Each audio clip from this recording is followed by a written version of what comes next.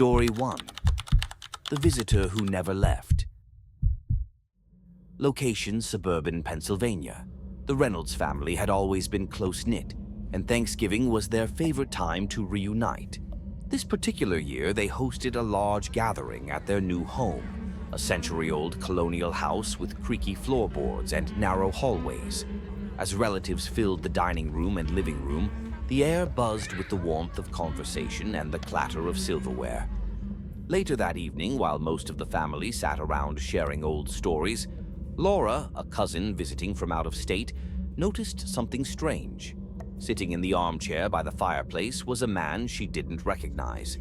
He was dressed in an old-fashioned suit, the kind you'd see in black and white photographs, and seemed to be watching everyone intently. Laura whispered to her aunt, asking who he was. "Oh, that's just Uncle Joe," her aunt replied nonchalantly, before returning to her conversation. Laura felt uneasy. She had been told earlier that Uncle Joe, a beloved family patriarch, had died 5 years ago. Convinced she must be mistaken, she decided to confront another relative about the man's identity. This time, her question was met with confusion. No one else had seen him. As dessert was being served, someone mentioned Uncle Joe's name, reminiscing about how he used to carve the turkey. Just then, a vase of flowers near the armchair tipped over and shattered on the hardwood floor. Gasps filled the room, and Laura's heart pounded as she realized the chair was now empty. Later that night, Laura was shown an old family photo album. When her finger trembled over the image of Uncle Joe, her face drained of color. It was the same man she'd seen sitting in the armchair. From that year on, the family noticed peculiar things every Thanksgiving. A cold draft in the room, misplaced utensils, and always, the faint scent of tobacco Uncle Joe used to smoke. Story 2. The Turkey That Wasn't Done. Location: Northern Illinois. For years, Amanda had dreamed of hosting Thanksgiving at her own house. This year, her dream was coming true. She was thrilled to use her grandmother's handwritten recipe for the turkey, a recipe passed down through the generations and said to be the key to a perfect Thanksgiving meal. The morning of Thanksgiving, Amanda prepped the turkey, following the instructions to the letter. The recipe included an unusual step, sprinkling a pinch of cinnamon into the turkey cavity. She hesitated but thought of her grandmother's smile and did as instructed. She slid the bird into the oven and set the timer. Hours passed, and the house filled with the aroma of roasted turkey and side dishes. When the timer dinged, Amanda eagerly opened the oven door. But instead of the golden, crispy turkey she expected, she found it icy cold and raw. The air spilling out of the oven wasn't warm but frigid, like a winter breeze. Confused, she double-checked the oven settings. Everything seemed fine. Determined to salvage dinner, she turned the oven back on, setting it to an even higher temperature.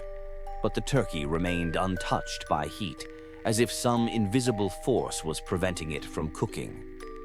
Frustrated, Amanda sat down at the kitchen table and noticed something odd about the recipe card. The handwriting was not her grandmother's. It was jagged and erratic, and strange symbols filled the margins.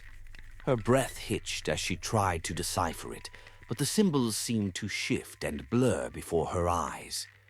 As darkness fell, the kitchen grew unnaturally cold, and the shadows seemed to stretch and flicker. Whispers floated through the air, faint, unintelligible, and chilling. That night, Amanda dreamed of her grandmother, who appeared pale and grim, warning her to never use the recipe again.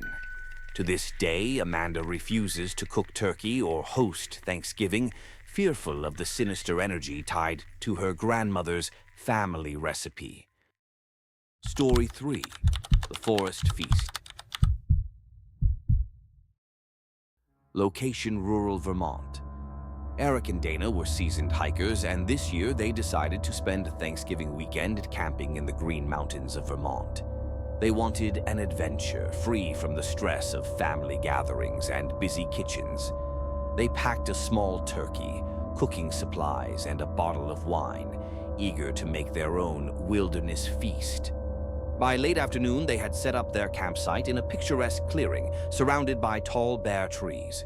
The turkey roasted over a crackling fire, and they toasted to their unconventional holiday. As the sun dipped below the horizon, a hush fell over the forest. That's when they heard the footsteps, slow, deliberate, and circling their campsite. Dana froze mid-sentence, her eyes darting toward the darkness. Eric grabbed a flashlight and scanned the tree line.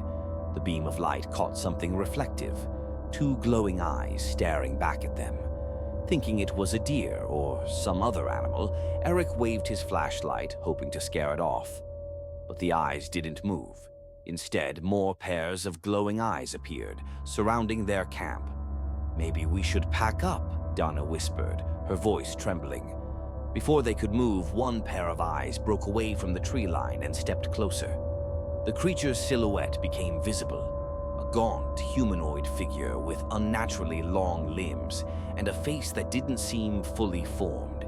Its jaw hung slack and its movements were jerky, as if it didn't belong in this world. Eric and Dana didn't wait to see more. They grabbed their backpacks and ran, leaving their camp and Thanksgiving feast behind. They didn't stop until they reached their car miles away. When they returned with authorities the next day, there was no trace of their campsite. The clearing looked untouched, as if no one had ever been there. To this day, Eric and Dana can't explain what they saw, but every Thanksgiving they wonder if the forest remembers them.